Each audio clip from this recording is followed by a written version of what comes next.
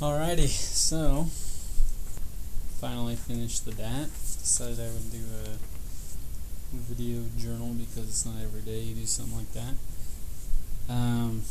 First of all, here are my scores. Check it. Got a 23 in the PAT.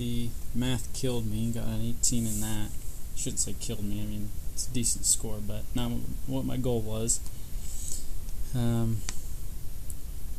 General chemistry kind of got me. I thought I'd ace that. Overall got a 22 academic average, and total science was 23. So it's good. It's kind of what I was shooting for. I'm happy with it. I mean, I did my best. It's not like I slacked off. So it's one thing I learned is like, yeah, I was shooting for 24 or whatever. It's an ambitious goal, but I got to be happy with my best, or else I'll never be happy. So. Yeah, that's something I learned through this whole process. Check out my desk space. Let me turn on the light here. Pretty intense. I mean, spent a lot of hours here. All these charts up. Got my goals here. That was important to see what I was shooting for every day. My goal was at 24. PAT as well, which I got really close to, so. And all this random stuff. I used this, the way I studied was I just had this binder and I had a section for each subject. Like I had a section for OCHEM. Did well on that, so that was nice. Section for GCHEM. That was a hard one to study for, I'll be honest. GCHEM is not easy to study for. Then I had one for bio, which I didn't keep notes the whole time. I used this book, AP Biology 3rd edition, which helped a lot. I mean, it gave me a good basis. I mean, the biology section of the DAT is just a freaking mix of like a little bit of everything. So I would say a good way to study for it. I got 24 on it, so it's a pretty good score. And the way I studied was just I wouldn't like I found that DAT Destroyer didn't help me that much because that went really in depth, at least for the biology, and it's more you want to study for breadth and not depth on that. So what I did is I first studied the AP Biology book, read through that whole thing. Whenever I felt I was shaky on something, I would highlight stuff, highlight the main points. Whenever I felt that I was shaky on something, I would like the last hour of the night, or I would just skim over those sections again and refresh my brain. I found that doing that before bed really helped me retain it. And another thing that really helped me with biology was just organizing all the information, just because there's so much, and like connecting it all in my head, so I wasn't like memorizing an insane amount of facts. So for example, for taxonomy, I took just a piece of paper and I listed all the 10 phyla of kingdom Animalia, and I like highlighted their unique characteristics. For like cell biology, I made a sheet for plant cells, a sheet for bacterial cells, and a sheet for animal cells. That really helped me. It's kind of just like helped me visualize and remember what goes with what. And I would keep this accordion folder thing. So whenever I like ran into something reviewing stuff like that was related to taxonomy, I would go in here and pull out the sheet and see how it's related. That really helped me. Made it very manageable and made it a lot easier. I was never doing the practice test. I was never worried about biology. It was always my highest score. the DAT, when I just took it, I mean, I thought it was harder than the practice tests I took, DAT boot camp, and definitely the practice tests that were given, like the 2007 and 2009 practice test by the ADA. I found those were in some ways representative, in other ways not. I thought they were easier. I don't know. It's hard to say because I mean I thought I aced the GCHEM section. I only got a 20. So let's see. Other things about it. Shoot, man, it's just good to be done. Honestly, just do your best so you can be done with it and feel like you did your best. What else? Oh yeah, for PAT, I did well in the PAT. I got a 23. For that, it's just practice every day. I would do 15, like DAT boot camp says. DAT boot camp says 15 minutes a day of each section. Like I learned that I could guarantee 100% on some of the different types of PAT questions, like the hole punching for sure, the cube counting for sure.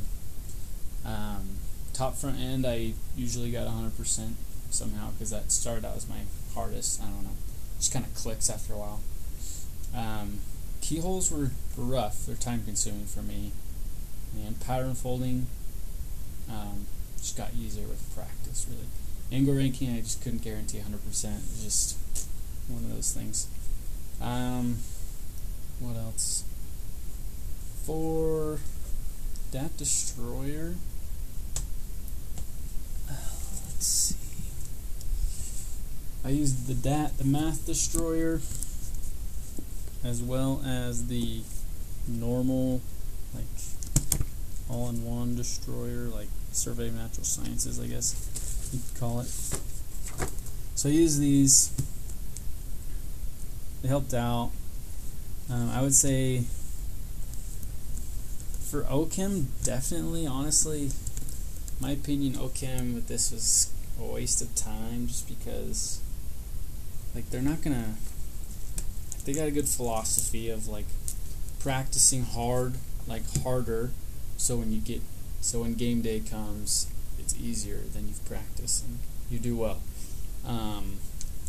It's a good philosophy, but OCHEM, when you think about the material, it's like you got to know the reactions, and knowing some random reaction like some random dude did one time isn't going to help you out on the DAT. So I thought it was a waste of time for organic chemistry, just my opinion. Gen Chem, super helpful because all the different types of questions are just beating different principles into your head. I mean, and teaching you to think around, think roundabout, which is really important in Gen Chem for the DAT. The questions I missed are probably because I just couldn't think roundabout enough and think of another way to solve the problem. Okay, and there's just a lot of exceptions, and you need to know them. Like I said, biology, helpful for the practice, kind of in depth. Quantitative reasoning, it did help me get a good start. That was my worst score, 18. I don't know what I would have done differently, honestly. I just wasn't good at working fast through those problems. I feel like if I had 10 extra minutes, I could probably score 23 on the QR, but I recommend it for DAT Destroyer. I mean, this isn't. I don't know if you need it so much that you need to get the whole Math Destroyer, but it helps, I guess. I mean, it's more practice problems. For math, practice problems are just really good. You just learn how to think and train your brain that way. Yeah. Reading comprehension. That really, practice test is really the best way by far to do that, and to just just learn how to focus, totally focus, become interested, invested in the passage. And what I did, what actually worked out really well for me, was I didn't hear of anyone doing this. This wasn't a technique put out by anyone else, but I just thought it would work for me, and it did. I would read through all the questions very briefly. I wouldn't like read word for word. I would like skim through, look for keywords, and then I would go back to the first, like the original passage, and I would read it normal speed as I would read anything. A little bit faster. I would take 10 minutes to read it, and I would highlight those keywords I remember and highlight any names, dates, all that. And then I would